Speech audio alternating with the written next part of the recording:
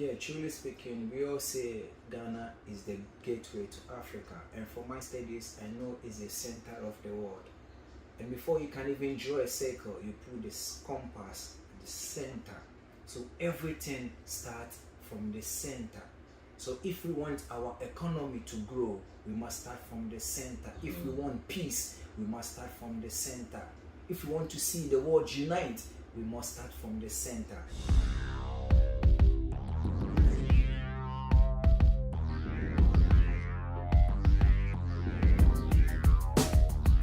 Well, lion voice, tell them that's the people first choice. Lion voice, make the lioness them feel nice. Lion voice, with the lion cubs we sacrifice. Lion voice, got to show the people them the life. Lion voice.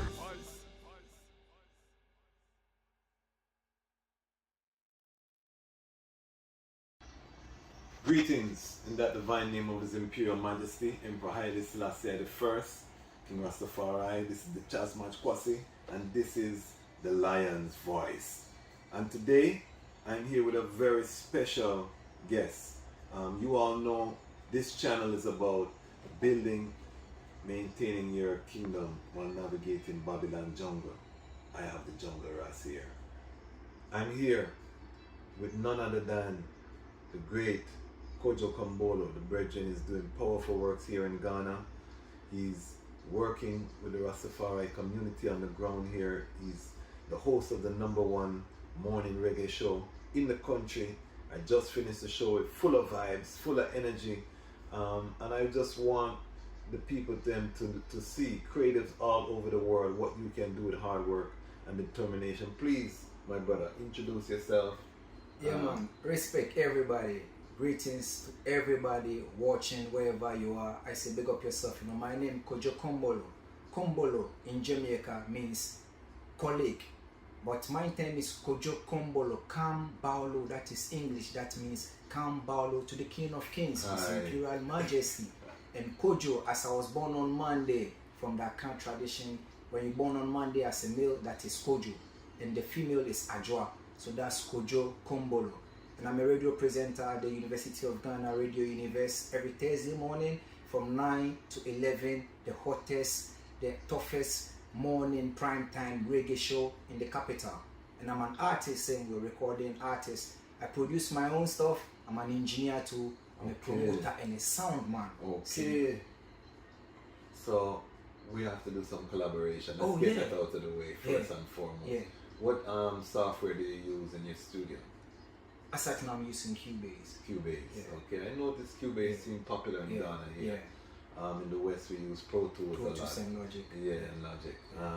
So tell me, how did you start in music? Actually, my dad was into music. Like, he used to love UB40. He used to follow UB40 wherever they're going. You know, he used to travel a lot. And my big sister was also part of one gospel musician, like gospel group, way back early when I was a youth. So I got inspired from them, and we used to listen to music a lot. So actually, I was into hip hop. I love hip hop. Naughty by Nature was my icon, you know, when I was a kid, you know, because Daddy travels and he comes back with video, cassette, video tapes, and we have to play and watch them. So it was more even video than audio, you know. So, but then I took it professionally when I was in the secondary school. That's Municipal Tech. That's why I took it professionally, you know, started recording my own demos. Then I think 2007, I won the best dancehall artist. There was a competition on radio, and I was the best artist, you know, the best dancehall artist in Ghana. That was 2007. So that's why I got the exposure, and people started hearing about Kojo Kombolo in the industry. And since then, I've been working hard, as you said, Actionist. We just don't talk. I've been working hard, produce a lot of works, produce a lot of artists. I've toured Europe.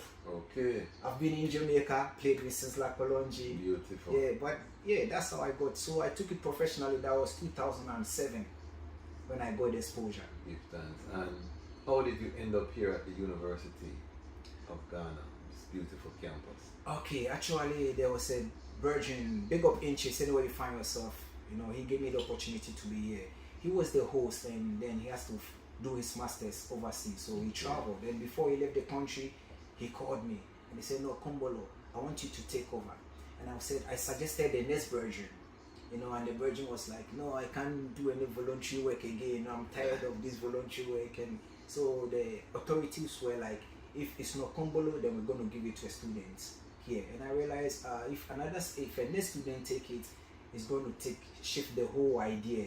Yeah. So I was like, okay, why don't I do it? Because I have the people. I was the first even artist to start organizing shows in Ghana here. Okay. Like in ghettos. I've put Shatawale, Stoneboy, everybody on stage when nobody was even paying attention to reggae dancehall music in Ghana. Okay. So I was putting up shows from the ghetto, from every ghetto, and I used to celebrate His Imperial Majesty Day. That was 23rd July.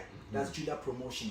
We have seminar in the morning, then we have show. We have the entertainment in the evening. Okay. So when he called me, I was like, I've been doing this on the street. It would be nice if I can come on radio now and promote the artists again, because it's the same work. Because we promote them on the street, but nobody's playing their music. We have few reggae presenters in Ghana here. Yes. So I was like, it's needful for me to be here so I can really promote the youth then. So that's when he called me. I said, no problem, I'm going to do it. And I've been here for 3 years now. Okay, positive. So you didn't actually go to the university here? You were not a student? No, because I was before I was working at Radio Universe. Yes. Then I left to Switzerland.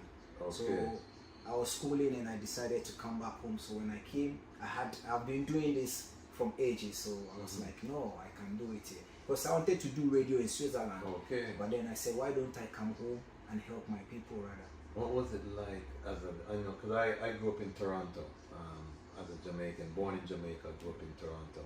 What was it like for you as a Ghanaian in a place like Switzerland? Whoa. Oh, like the respect I got was massive because of His Imperial Majesty. Yes. Because they see you, treading the path that the Almighty Jah already there. Yes.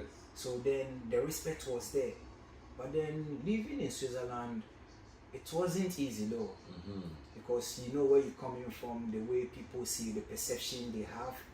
But I think Switzerland is a place that they have different people, all kind of people from different countries. Yes, yes. So the culture is like they have different culture merging, and so people understood my concept.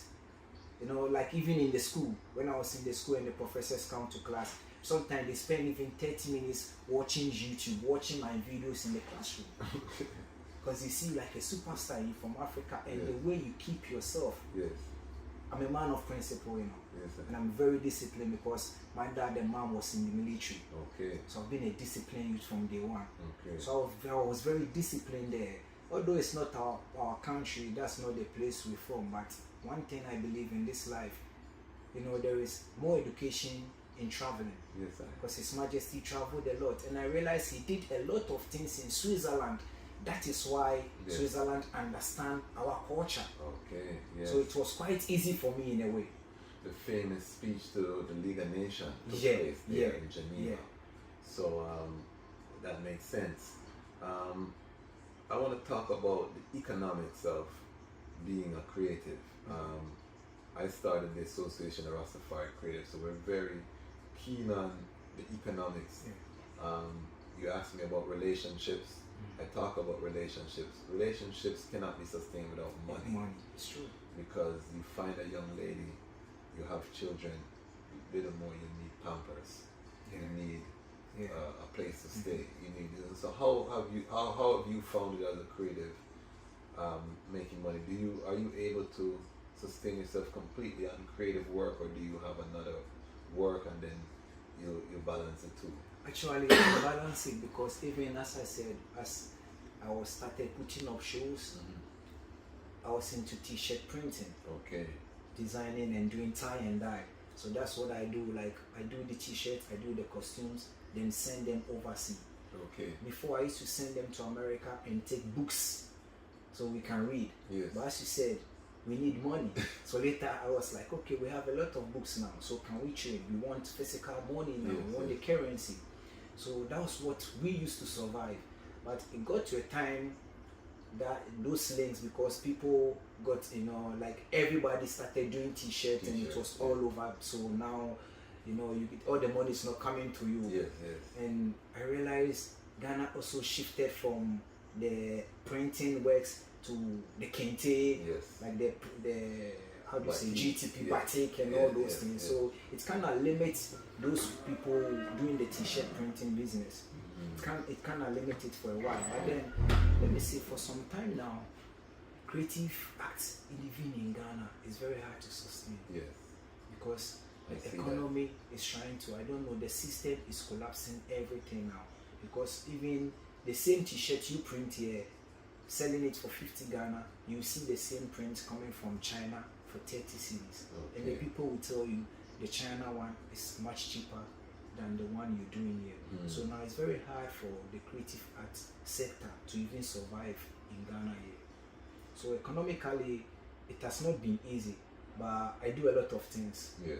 You know, because apart from, as I said, I produce artists, Yes. I have a studio, I'm an engineer, I record people, and we have a sound system. We play little shows, we can make some money from it. So that's what I do.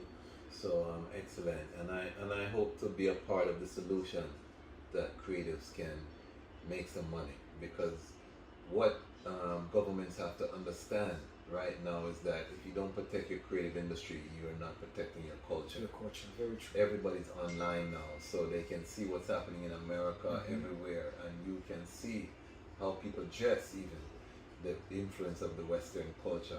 So if we don't invest in our own self, we will be eliminated. It's true.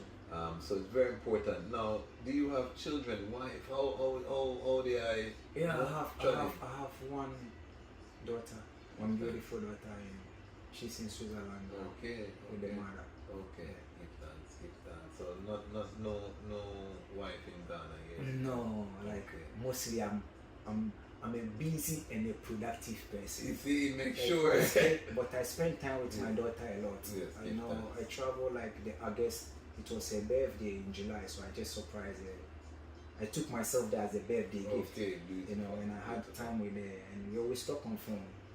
I'm also recording her same way. She has her first album ready. She's 11 years now, but yeah, she has her album ready already. Beautiful.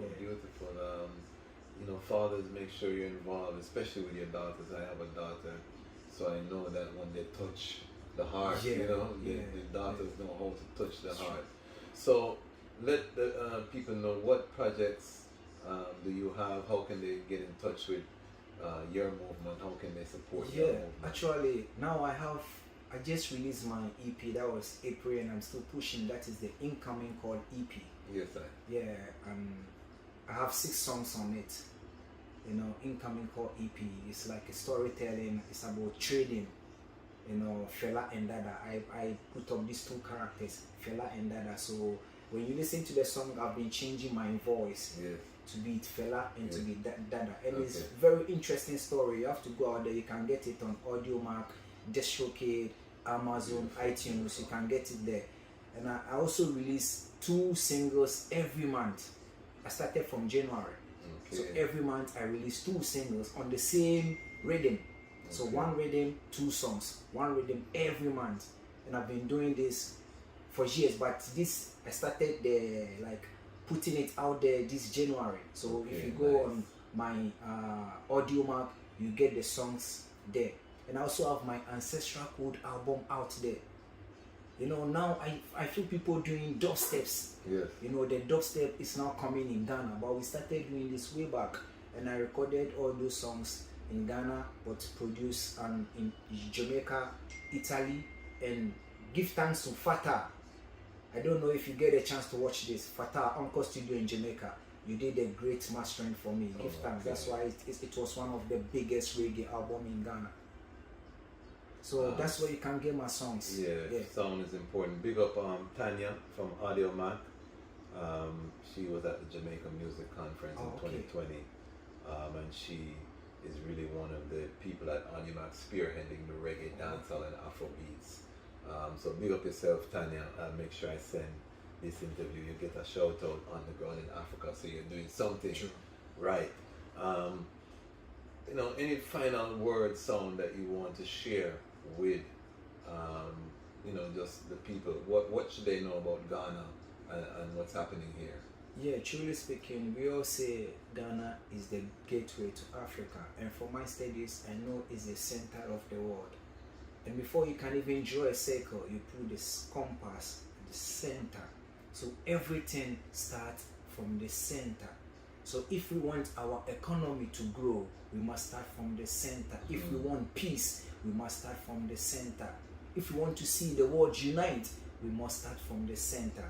You know, there is this perception and propaganda going on about Africa and the way they treat their diasporans. But what I can say is we shouldn't believe everything we see on television, everything we see in the news, what we see in the newspaper. We should experience it. Repatriate yourself, not just the mind. Repatriate the body and experience it yourself. Ghana is a nice place to be. Big up to Habisha, they're doing some great works. People are coming in. Let me tell you, Ghana is never a third world country. No, sir. It's a first world country.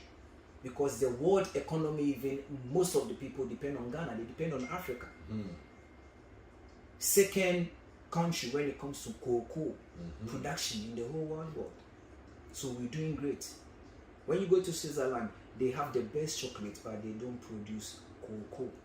So then you should know where the original cocoa, the raw cocoa materials are coming from. I would love the people to come, experience the life there, communicate with the people. See, communication is the key. Because we don't communicate, that's why we believe everything Babylon said. And this is the time we have to unite and find out our roots. See, there's been this information going out that we sold most of the diasporans. And because of that, some of the diasporans even don't even like to listen to the African. You see your fellow African in foreign, and because maybe they were born in the States, they call you African, but we all African. It's just propaganda. How would I say my brother? For what? For gunpowder? For the Jesus image? No, it can't be right. All those things are false news. We were captured. We were captured. Get it clear. You were captured. Nobody sold you out. You welcome home. All the doors are open, and give thanks for the government for that good initiative about the year of return. That we had about 100 and something people having their citizenship, and it's so great. We hope it's going to happen more so that our brothers outside can come home. And I know they also get the best education. Let me tell you, Africans are educated, but from my experience, those who travel to educate themselves abroad, they learn a lot. Because even our education system limits you, limits your thinking, limits your ideas. The space is not even there for the kids. Even students are studying under trees. So how would they get the space? We need you to come support the youth with all that you've learned. Today we have a beautiful interview with the small information we had about artists, how to package yourself. I think a lot of artists are going to be great after this interview. Trust me. Well, we want to thank you for giving your voice to the lion voice, because you're a lion, so you have to roar up on the lion voice. And you know, we are going to try to bring this type of content to you directly, so you hear directly from someone in Africa about these rumors about we sold out Africans and not understanding the dynamics. And we can do a deep dive into the scholarship around that whole area. But for now, I just want to thank my brother for giving me a few moments of his time. He's a busy man, and we want to just thank you. And we say, as always, the time has come for the lion to tell his own story. See that. Rastafari. Iron Vice.